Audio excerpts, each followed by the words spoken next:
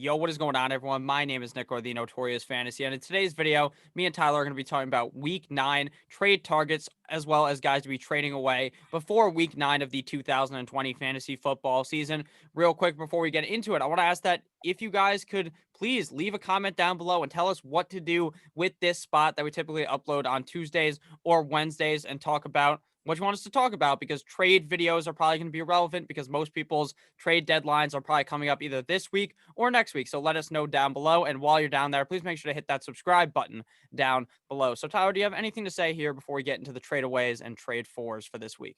Yes, please subscribe to this man. He's an absolute grinder. I was gonna do a 10K giveaway. I'm gonna do a 15K giveaway. I'm gonna give you guys some time to shoot me some ideas on what free shit you want me to give out. I'm thinking like two prizes, like maybe like a jersey and like an autograph picture or something. Just for the fans for free. Enter in a contest, all that fun stuff. We're thinking about doing that. We'll do 15K giveaway. It kind of like flows. I don't know. It kind of I like it. So 15K giveaway. So you got to be subscribed, obviously. And if you're not subscribed, I mean, you get free shit from this channel potentially. So please go hit that subscribe button. Let's go kick it off with trade targets. I'm very excited. Kick it off. Get it? We're talking about football. That's pretty funny. This guy, what a This clown. guy, fucking laugh right over here. All right, so trade for my first trade for guy is going to be Robbie Anderson, wide receiver of the Carolina Panthers. Now, last week, both him and DJ Moore were both down on their knees, sucking some absolute hog because they didn't do anything up against one of the softest matchups in the NFL, up against the Atlanta Falcons. Now, right now in the season, Mr. Robbie Anderson, aka the Slender Man, is averaging 15.8 PPR points per game, 12.6 half PPR points per game, and has had down 3 games in a row. He was really hot off the rip of the season, blowing off these games like I blow coke on the weekend, just doing absolute rails on the weekly basis, balling out. And then recently, he's been on a downhill slope. Week 8 up against the Atlanta Falcons, had 8 targets for 5 receptions for 48 receiving yards, which does about diddly squat for you, 9.8 PPR points and 7.3 half PPR points. Now, I understand that the downhill slope is kind of not confusing. It just kind of feels a little bit bad for the person who has him. And I'm sure he is going to end up bouncing back. Teddy Two Gloves, aka Teddy Bridgewater, has looked pretty good thus far this season. And now with the return of Christian McCaffrey, CMC, Dynamite, I think that Robbie Anderson is going to return to greatness yet again and play as good as he has been pretty much the whole beginning of the season. But even now, when he has been playing as hot, he's not completely screwing you over. So go ahead and trade for him. Even if he has one or two more bad games after this, I think the rest of it is going to be all Gucci for Mr. Robbie Anderson. So what do you think about Mr. Slender Man Robbie Anderson? Yeah, it's fairly remarkable that he's only had one touchdown this season coming to week one. I mean, the team's been terrible in the red zone. They're 24th in red zone percentage. It's bad. They have a good amount of opportunities as well. They're a field goal team. You'll love to see it. They're Arizona last year. They're still 10th in passing yards. They clearly find a way in throwing the ball and being the most effective way to do things. Obviously, McCaffrey will bring that number down, that team rank down.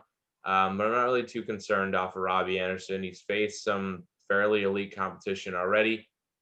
Back-to-back weeks against kind of decent matchups, especially Atlanta last week. Yeah. He's got Kansas City, who's been sneakily a very, very good defense. Potentially top 10. I think top 10. He's got Tampa after that. Then he's got Detroit. He's got Minnesota. He runs into his bye week 13, which is crazy. Um, Yeah. and you got Denver, which is solid, and Green Bay after that, and Washington to close out the playoffs. It's not terrible. I don't mind it. I think this may be your only chance to get him. If you're a fan of him and you don't have stock in him, go get him now. It would make sense. He had a couple down weeks, so that's a good point out by Nick there. Yeah, for sure. And Robbie Anderson, we saw at the beginning of the season, and it's not even that he's getting way less targets now. We saw him get 8 targets in the last game. It just has been that, I guess, the game script, the ball just isn't coming to him. But at the beginning of the year, when we really saw him dominate, who was in the games, Christian McCaffrey, and Christian McCaffrey is coming back. So maybe we see another emergence here out of Robbie Anderson. I'm pretty sure that he is going to do that. So, Tyler, who's your first trade for this video? I'm sorry, have you not heard me yell this enough throughout 9 videos of this kind of content? Last week I talked about trading for Nick Chubb. This week you can trade for Kareem Hunt. If you were smart and listened to me last week, now you can get both of them. So here's what's Bang, bang. cooking.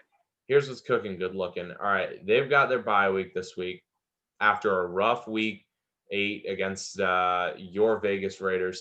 Raiders. 9.3 Raiders. Sorry, my bad. 9.3 fantasy point performance. That is from a guy who is literally at RB6 on the year. He's been incredible. He's got the playoff schedule that you want. I mean, right after this bye week, he gets Houston, who's going to bring you wins. Philly, which is interesting, but they're banged up, so you could probably run against them now. I know they've always been a team that's been pretty stiff to the run and preventing it. Jacksonville, and more importantly, week 15, 16 is the Giants and the Jets. I mean, come on. I mean, what? It doesn't get better. I mean, it doesn't get better. Like, this is the premier playoff team guy that you should hunt for. I mean, I said it about Chubb last week. I don't know what else I can say. Pound on the table once again. Go get Cleveland guys. It's just a thing. The team is second in rushing attempts. I mean, what are you missing? Go get these guys. Like, do it now, right exactly. now. Get off Right this now's for a second. Right now.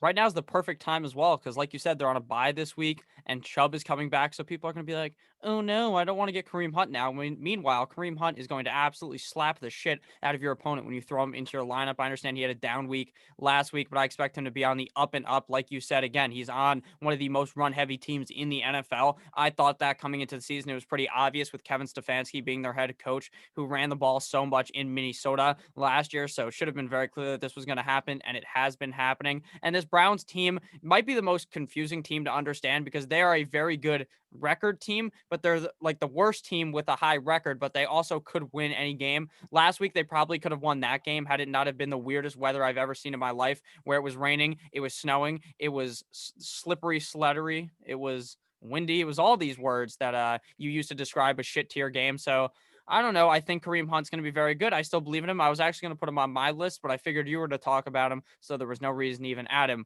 on to mine. So next trade for guy for me is Myles Gaskin. That bitch, Carol Gaskin, running back of the Miami Dolphins. Now, I know what you might be saying, Nick. He's out for the next 3 weeks, you dumb motherfucker. I know that. That's exactly why he's here. That is exactly why Myles Gaskin is here, because we saw him play all right with Tua Tagovailoa. I think he's going to continue to play good there once he comes back. I'm not too worried. I'm not too scared. Unless today, when you guys are watching this, it comes out that Carol Gaskin got kneecapped Tanya Harding style and is going to be out for the rest of the season. I think Carol Gaskin's going to come back here 3 weeks from now and ball out, averaging 14.1 PPR points per game and 11.1 half point PPR points per game, half PPR points per game is what I meant to say. Week 8 versus the LA Rams, where he absolutely ran a train on him. 18 rushes for 47 rushing yards, 1 tutty, 3 for 6 in the receiving game for 16 receiving yards, and he had 1 fumble, 11.8 half PPR points and 13.3 PPR points in this one. So I think that Myles Gaskin is going to be a guy that you can get right now on the cheapity cheap. If your team is up, you're like 6-3, which would be impossible because there's only been 8 weeks. So you're 6-2, you're 5-4. If you're like 7-1, 8-0, you can definitely do this. This is more of a trade for someone who's winning or feels confident with the running backs they already have and just want a nice flex opportunity a couple weeks down the line, because I think Myles Gaskin will return just fine and be able to put up big numbers for you in the fantasy football playoffs, or I guess week number 12 when he returns, which is like 2 weeks away from the fantasy playoffs, depending on your league size. Obviously, some leagues play 13, 14, or 14, 15, 16. Other leagues are just 15 and 16. If you play in a league that is week 17, tell your commissioner to fuck off. So, Tyler, what do you think about Myles Gaskin? Yeah, it's remarkable that he's the RB17 right now on the year Yeah. on a team that is 24th in attempts, 28th in rushing yards, and 30th in offense. I mean, that's remarkable that he's done that. If you watched my reaction at the very, very beginning of when you said that, there's a little secret there at the end that we'll talk about when I talk about my dynasty picks. But I don't mind it in redraft. Go get him. Why not? I mean, again, we'll just play the schedule game. It's the easiest game to play, and I play it all the time. He's got the Jets coming up in week 12. I mean, he's got Arizona next week, Chargers, Denver, Not playing in those games, Cincinnati. though. Don't What worry was about that? it. I say he's not playing in those games, so don't worry about And it. he's not. He's not. Yeah. What? He's got 3 weeks, right? 3 weeks, yeah. Yeah. So okay. Yeah, I was doing it right, and then I like backtracked. So yeah, he comes back for the Jets. Easy. Easy. Cincinnati, Easy. Kansas City, which They've been pretty good with the Iffy. pass, but the run is not bad. New England and Vegas to close it out. It's a very nice schedule. I don't mind going and grabbing him at all. Again, I'll talk about little something I have for him later down the road. But as far as redraft, yeah, I mean, go do it. Yeah, I completely agree. I love Miles Gaskin. I loved him thus far this season. Right now, obviously, Matt Breida is his replacement. Obviously, you guys are watching this as the waivers have already happened, so someone probably picked him up. But I don't even know if I would trust Matt Breida. I really do think Miles Gaskin is the clear running back one on this team. This guy's been dominant so far this season. I think with Tua, he'll be just okay. So make sure you guys go ahead and snag him before it's too late, because if you try to do this 2 weeks from now when he's coming back, when he's 1 week away from coming back, the price will drastically, that's not a real fucking word, dramatically, I'm a scholar, as you guys know, dramatically increase. I'll say it again for the people at home. So Tyler, who is your second trade for guy for this? Or do you not have one? Trade for guy, trade for guys. Tyler's keeping trends alive that never die on this channel. I'm going with another set from the same team.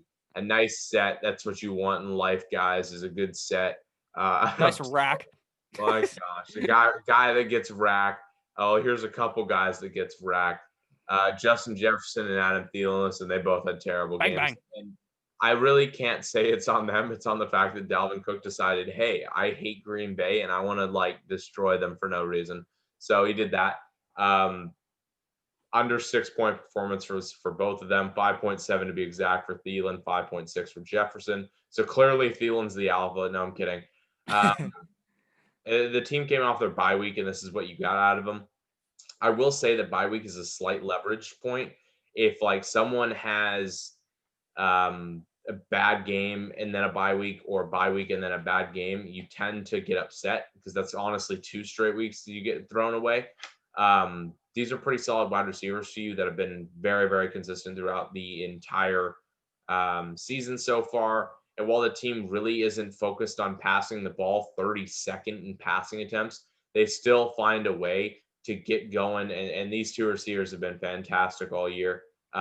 Jefferson, really, when he started in the Tennessee game, yeah, they've been very, very good, and both at a very, very low low point here.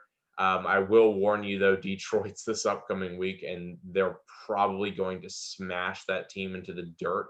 So if you want these guys, go get them now, because this is a tight window for you. Yeah, no, I completely agree. The thing with these guys, though, is they're going to have those bad games randomly every couple of weeks. You just have to expect it due to the fact that they have Kirk fucking Cousins under center. And for some reason, Dalvin Cook is going to score 4 touchdowns. It's just going to happen because he's simply just a god. So I would say that, yeah, go ahead and pick these guys up. Go ahead and get them on the lowity low. But just understand that there are going to be those games where Kirk Cousins has his typical Kirk Cousins game and they play like shit, but it's a dime a dozen. You're going to feel very happy with them a majority of the time. So I like both Adam Thielen and Justin Jefferson. I think right now I actually like Adam Thielen a lot more. I do like Justin Jefferson though, and I think that Adam Thielen right now might be easier to get than Justin Jefferson, strictly based on a lot of the hype that surrounds Mr. Jefferson. So my next guy here is running back Joe Mixon of the Cincinnati Bengals. Now he's likely to return next week after their bye this week.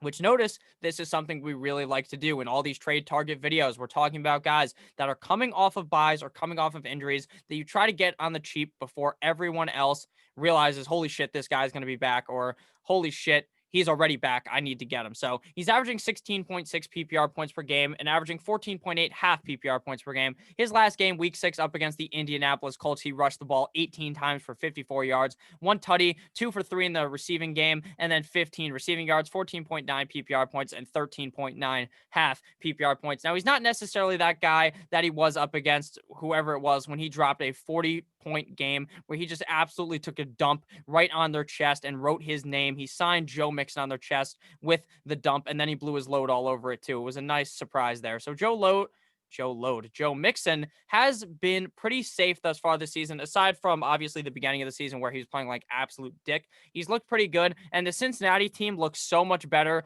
from week 3 than it does to right now. Joe Burrow looks like a god back there. Even with the offensive line being completely atrocious, Joe Mixon is still involved in the receiving game enough for, in my opinion, to be worthy of a guy you go ahead and trade for. That is probably pretty cheap that you won't have to give too much away for in a guy like Joe Mixon, who is notably a end of season guy who plays like really, really good at the end of the season. So what are you thinking about our guy? Maybe not your guy anymore, but my guy, Joe Mixon. Gosh, he just makes me upset. Like I don't want to be upset when I start someone, and I am every time I start him. He just makes me mad. He makes me Pain. all grumpy, and there's nothing fun about that, right? Right? We don't want to be upset when we play guys, and all he does is make me sad. So instead of Pain. being sad, I'm just gonna say, hold on, Mixon, if you have him. My personal professional opinion: why the fuck is Giovanni Bernard more effective than him? I don't know. Um, it hurts me more than it hurts you because I'm wrong more than you. You drafted him once. I told a lot of people to draft him a shit ton of times. So I'm crying on the inside. I apologize if you listen to me. Maybe you shouldn't do that next time. Just kidding. Please keep listening to our advice. Or if you're just here for fun, hey, that's your prerogative. But yeah, no, this team is ninth in attempts. I mean, so he's getting chances. It's just like I don't know. I feel like I have to hold him. I can't trust it. I mean, Miles Gaskin is the RB 17. Joe Mixon is the 16. I mean, what has been the difference this year outside of the fact that you can trust Gaskin to be out there? Well, Craziness is going on. The world's mad. I am losing my shit. I hate Joe Mixon. Every time you bring him up, I just get angry. I'm sorry. It's just what it is now. it's okay. I still like him. I still trust him. Now, I'm not saying that he's going to be like a fucking top five running back or something. I'm just saying he's a guy that's cheap. That now, if you need to fill in at the running back one or two position, you go ahead, you get him on the low, and you play him in your lineup. So, do you have another trade for guy, or are we going to the trade aways? I could dive into my trade for Dynasty if you'd like. Okay, let's do that real quick. Alrighty, we could do it. We could do it. So my trade for, but he's an absolute sharp because he talked about him last week. Nick's an absolute legend when it comes to this man. I got to hunt it down. I think it was it Knowledge. week 7? No, it was week 8. Week 8 we talked about him. So last week's video, um, he's an absolute superstar. His Stud. name's T Higgins. So no, it was week 7. It was week 7. I'm smart the first time. Don't doubt yourself, kids. Everything's gonna be all right. Everything's T going to be Higgins is my guy. All right, I'll stop clowning around. I think you talked about T Higgins last week or something like that. I Uh, did. Dynasty buy. He is fantastic. Here's the situation: AJ Green will not be there past this end of the season. I don't think he's happy. I don't think he's going to resign with them. No. It's just what it is. T Higgins is clearly looking at being the number 2 on this offense. I think he's already in the number 2. He's slowly getting himself there. I think Boyd's the 1, and AJ Green's the 3. I think that's just what it is. I think the team will bring in a 4th, maybe a 3rd round wide receiver to complement these two to replace AJ Green. But outside of that, I think T. Higgins is clearly the 2 here. In a competitive offense that has a lot of passing attempts, the team is 4th in passing yards, 2nd in passing attempts. This team's going to throw the ball a lot. And if you're the number 2 on that offense, fantastic. The only team that throws more than them is Atlanta. Um, it's a perfect situation for a wide receiver. And T. Higgins, like I said, hand selected by Burrow. He had to be. There's no way you take a weapon like that when you need help as badly as they did in the 2nd round to draft that man. And yeah, that was hand selected by Burrow. He likes him. The chemistry's been great. He gets off the ball, gets off the snap fantastically. I mean, the guy's been fantastic. I mean, I love T. Higgins. He's been great. He's going to continue to be great as a dynasty buy. Yeah, you're buying a little high on him. I don't mind it. I mean, I don't because I seriously believe it just goes up from here. Yeah, I completely agree. Right now may seem like a buy high, like you said, but next year he could legitimately be that wide receiver 2 you're very comfortable starting in your lineup. He kind of Yeah. is right now, in my opinion, Oh, and he he's is. so Definitely. fucking young right now that he can get even better. Obviously, as the years go on, as Joe Burrow gets even better as a quarterback, when the offensive line gets better, so he could even be hitting the rise up straight to the goddamn moon. Maybe they get rid of Tyler Boyd, and he's the true number 1 guy on the team. I don't think that'll happen as a Tyler Boyd fan, but hey, you never know. So now onto the trade away section of the video. So again, if you guys have ended up enjoying thus far in this video, please make sure to hit that subscribe button down below. Now, this guy is a trade away, but I'm not saying to actually trade him away. He's just here to have a nice, good conversation about him because I think right now is his top value, but I don't know if I would have the cojones to trade him away. And that is wide receiver Antonio Brown of the Tampa Bay Buccaneers. His last NFL start was versus the Miami Dolphins, week 2 of the 2019 NFL season. This was obviously after the saga in Oakland, where he burnt his feet off using some type of cold machine, freezer like thing. It was like a tanning booth. They shoot you with this fucking cryotherapy or something, like the thing Darth Vader was in that he came out of, like that. And then you get ice cold feet. If you guys remember that from Hard Knocks, 4 receptions, 8 targets, 56 yards, 1 touchdown, 16.1 PPR points, and 14.1 half PPR points. So he hasn't played a game in over a year. But who was that game with? Was with Mr. Tampa Bay, Tom Brady. And you know what Tom Brady loves? He loves winning, and he loves Antonio Brown. I wouldn't be surprised if he kisses Antonio Brown goodnight like he kisses his son. So how good will Antonio Brown be? I have no fucking idea. He will I think he's going to tear it up this week, but for the rest of the games, who knows? Will the guy end up getting suspended again? Will he end up doing something stupid, getting kicked off the team, missing games? Will Bruce Arians just be tired of his clown ass attitude and kick him off the team? You legitimately just have no idea. So I really do like Antonio Brown, but right now, I think is the pristine peak of value for Antonio Brown, but it may get slightly higher next week. But I'm not too sure I want to trade him away because I honestly think the talent is there. He's in a perfect situation to succeed, but will he be able to stay good? Not playing wise, but will he be able to do good deeds as a citizen and not just go do something fucking crazy like he's done in the past? So what do you think about Antonio Brown? Are you trading him? You holding him? I don't know. Are you going to trade for him? What would you do? Yeah, so I'll start by saying this. The bulk bid of his contract uh, is built Incentives. is built on incentives. So he's incentivized to go out there and actually do stuff.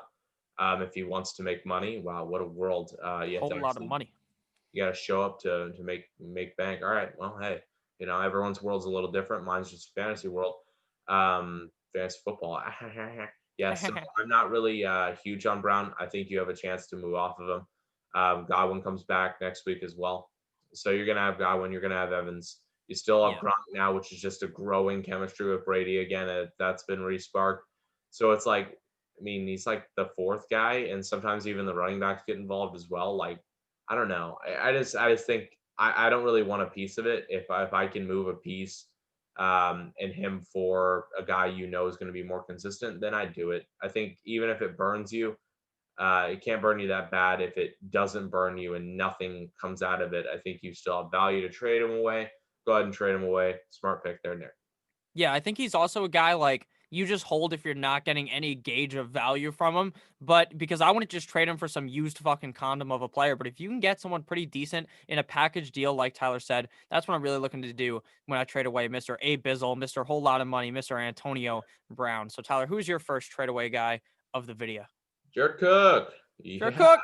Tyler's bringing the tight end back to the channel, back to the trade videos. Woo, woo, woo, woo, woo.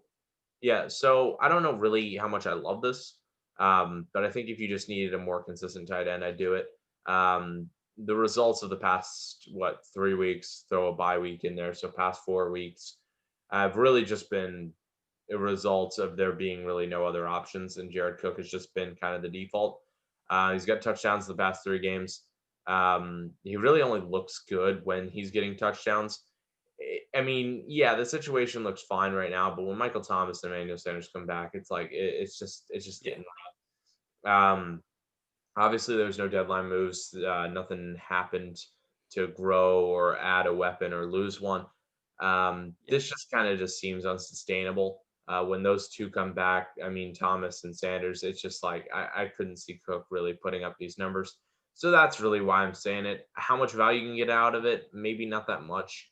But maybe it'd be a good sweetener if you already have a set tight end and you were just kind of using them while Sanders and Michael Thomas were out. So yeah, I think this is kind of the end of the road of the success for Jared Cook. Once when those two are back, he's going to go right back to where he was. And what he was really more of the 9 point range. 9 to maybe we'll say 5 to 10 points is kind of his average. And that's just not really what you want. There's no real high ceiling with him. So go ahead and move him off your team if you can. No pressure though. Don't sell him too low, but maybe move off him. Yeah, definitely. I mean, Michael Thomas is going to have to return inevitably, right? One of these fucking weeks, he's going to show back up. They didn't trade him, like you said, for some reason. I don't know why he didn't get traded. Like, I feel like maybe because they really need to win the Super Bowl this year, this is their all-in year. So I guess they couldn't have moved him, but he seems like a complete cancer to the fucking organization. He punched some guy in practice. I have no idea what to think about Michael Thomas, but what I do know is once that man steps back onto the field, Jared Cook's value completely plummets straight off of a cliff. So I completely agree with Tyler. I never even thought about this scenario, but it is very clear and pretty fucking obvious that when Jared Cook's back, that he is going to suck some fat wee wee. So my next trade away guy is Ezekiel Elliott, the Ewok running back of the Dallas Cowboys. Now, I don't know what you can get from him, but I'm seeing a lot of comments of people trading him away, and they're getting a lot, which makes no sense. But maybe that's just because the fucking idiots in your league just believe that he's still Ezekiel Elliott, that he's still on a team with a quarterback that's not a third or fourth or fifth string player. They're not even going to play Ben DiNucci this week. They're going to go with Cooper Rush or some other bastard on the team. So just get rid of Ezekiel Elliott. I mean, hopefully there's a bunch of dumbasses in your league that are going to want to get him because this guy's in a death race straight into the goddamn ground. You're going to end up taking the big dirt nap if you continue to play Ezekiel Elliott. Now, I'm going to tell you to start him again, right? I'm going to tell you to start him because what are you going to do? You can't sit him unless you magically have three or two other running backs that are better than him, which is so unlikely on a season like this where so many guys are just getting hurt. So I'm going to try to ship him off for really anything I could get. A guy that I don't even like at all, and Todd Gurley I'd much rather have than Ezekiel Elliott. Any wide receiver, any running back, really. Let me know down below in the comments who you guys can get for Ezekiel Elliott if you're shipping him off, because it seemed like people were still willing to buy into him. His last two games, 6.1 PPR points up against the Washington football team and 8.3 up against the Philadelphia Eagles. So the time seemed very, very grim for Ezekiel Elliott with an offensive line that is not the offensive line of the past. The Cowboys offensive line used to think of a brick fucking wall. Now they're a certified turnstile. So go ahead and ship off Ezekiel Elliott before his value plummets even further into Earth's fucking crust. So I'm going to go ahead and ship off Ezekiel Elliott. I would assume you agree. Yeah, I don't mind it. It's just what it is. I think dynasty wise, I mean, you hold on to him. Maybe you Yeah. sell him. You could sell him for a lot higher in dynasty than you can in redraft. It's tough. That whole situation's tough. I hate the Cowboys with so much behind that hatred that I really don't own very many of them in fantasy, and it feels good. So yeah, I'll Feels keep with great. that trend. It's tough for you guys that counted on these men. Um, but sucks. Honestly, in Dynasty, though, I would actually look to move him as well. I would actually try and really, really look to move him because I don't really know if this offense is going to stay the same. I mean, Dallas, Where's Dak going? Is he Dallas, there yeah, next year? exactly. Dallas in the same way as New York, in Massachusetts area. When your team's not good, you're hearing about it. There may be a move, a drastic move where pieces are let go, traded away. A team kind of does a quick rebuild if they can. Yeah. Um, there may be a coaching change. I mean, Zeke could be in a rough situation that we would have a lot of uncertainty about coming into next year. So, look to move him in Dynasty too. Why not? Yeah, definitely. So actually, I don't know if I definitely agree on Dynasty, but if you can get a decent amount of value, just ship him off and hopefully Yeah. you draft the next Ezekiel Elliott with the picks you would acquire. So who is your guy here to trade away? Yeah. So 9.5 and 12.3 in the two games he had without the lead receiving Kenny Galladay on his team. Marvin Jones is not Starving Marvin. fantastic. He is kind of a pain in the ass to start. He came off a very, very good week. Sure. I mean, if you played him, it's because you were desperate. I did. I was desperate. Just what it was. He's got a good matchup this week against Minnesota, but does he how much does he show up when Galladay's not there? The team kind of falls apart passing wise when he's not there. Galladay, I mean, it's just like I don't know when else you'd be able to move off of this man if not right now, where people are like, Galladay's gone, let me go get him. Well, I don't really think he was all that effective when Galladay was gone last. So, I mean, you can kind of move off of this guy. Yeah. He's kind of been driving you insane. If you don't own Marvin Jones, you have no clue what I'm talking about. But if you own him, you know that even though he's been relatively effective, he's got a 13-point game in there, an 18.9. He's been relatively effective. You haven't even known when to play him. Like I figured New Orleans was a great matchup to play him. 1.9 points with Galladay there. Like what? Like what? Like he's just been driving you up a wall. Me and Nick have been driven insane because we keep getting asked if you should play him. We don't know anymore. Fuck. Like Marvin Jones is a pain in the ass. Go sell him. Yeah, no, I think he's fine this week, but then again, I think he's fine. Then he fucking sucks cock. Then you say he's going to be terrible. Then he fucking blows up and destroys your opponent from your bench. So you really just have no idea what to do with the guy. And based on how he started, I would not be surprised if he goes back and crawls back into that well of being completely awful again. He's not the guy that I thought you were going to draft him to be this year. I have admitted that multiple times. I really liked Marvin Jones, and he's on the waiver wire in a lot of my leagues. So I have picked him up to let him ride the pine, but that doesn't mean that I feel ultra confident in starting him. I would much rather just go ahead and ship him off now when he has some value. So my next trade away guy here, and the final one for me, is Cole Hardman, wide receiver of the Kansas City Chiefs. This guy is hit or miss, and I guess they never miss, huh? Because this motherfucker, you start him in your lineup one week, and he absolutely cock slaps your opponent from 9 inches away like his name was Nick Foles. And then the next week, he blows a load right on your face, and you're looking like Remy LaCroix. So you have no idea what to do at all on a weekly basis. So go ahead and just ship him off. Sell him off the big game up against one of the worst teams in the NFL. Actually, not one of the worst team in the NFL in the New York Football Jets. 7 receptions, 9 targets. You can never expect him to get 9 targets. In most games, you're seeing this guy get 3 or 4 targets, 96 receiving yards, 1 tutty, 22.6 PPR points, and 19.1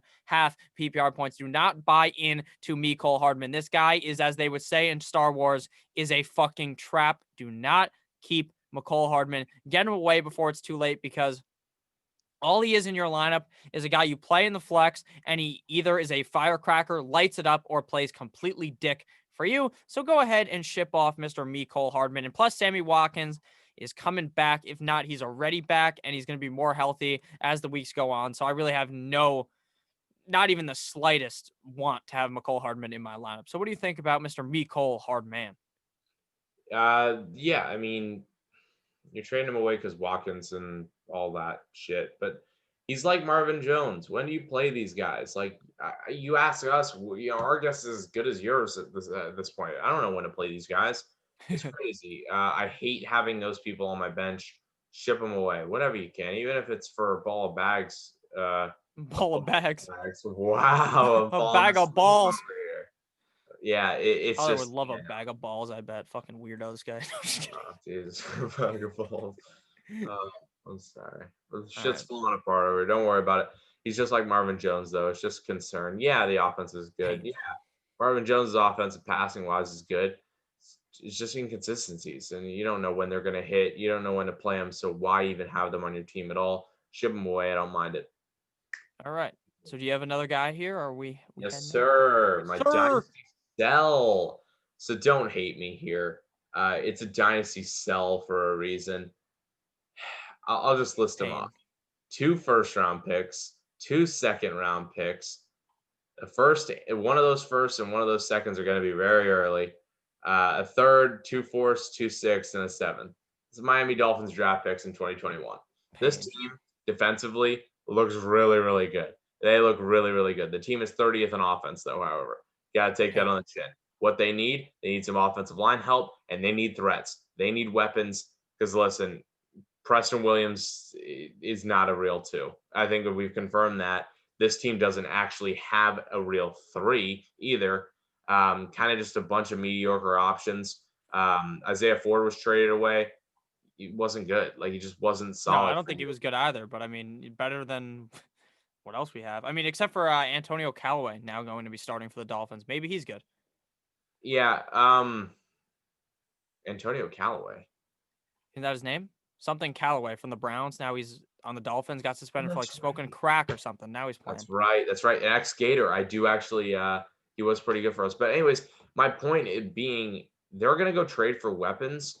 Not trade, draft weapons. They've got a lot of capital to do so. A lot of talk about a wide receiver going with that first round pick, maybe reuniting Weddle, Jalen Waddle, or Devontae Smith with Tua. But I think more than just a wide receiver, I think they're going to go get a running back, and it hurts Miles Gaskins. So while we talked about how great his playoff schedule is, you're going to have to look to ship him after you acquire him, because I think this team will go get a running back. Miles Gaskin is definitely a placeholder. He hasn't looked fantastic. He's just been given volume. And volume works in fantasy. It does. It's just not going to be consistent. A couple of sites have projected third, fourth round, even second round capital spent on a running back, and I expect it. This team has the ability to do that now. The defense obviously has looked fantastic. You guys have finally seen it. I've been watching all the games. Now you finally see it. If you watched a little bit of the Rams game, the defense has been great. Miles Gaskin, unfortunately, you may be in some serious competition coming up. Dynasty sell for me. No, I agree. I bought him in Dynasty this year, knowing only to try to win this year. That was my goal. It's not to fucking have him for the future because that's not the Dolphins' goal. Their goal is to go ahead and get some type of beast that they can find somehow in the second or third round of the draft next year. There's a lot of running backs coming out in 2021, and obviously sad for Gaskin. He's going to be the number 2 there, though that's not necessarily like a complete dumpster fire for fantasy, but he's not going to be dropping 15, 20 points potentially on a weekly basis. So go ahead and ship him off. I wouldn't trade him right now, actually, in my opinion. I'd probably wait till he comes back.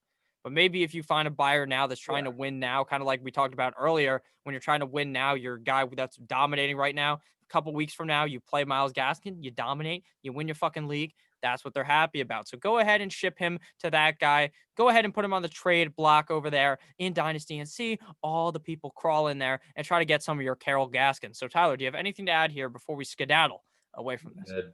I'm good. Let it roll, Nick. Go. Let it roll, baby. Thank you guys all so much for watching.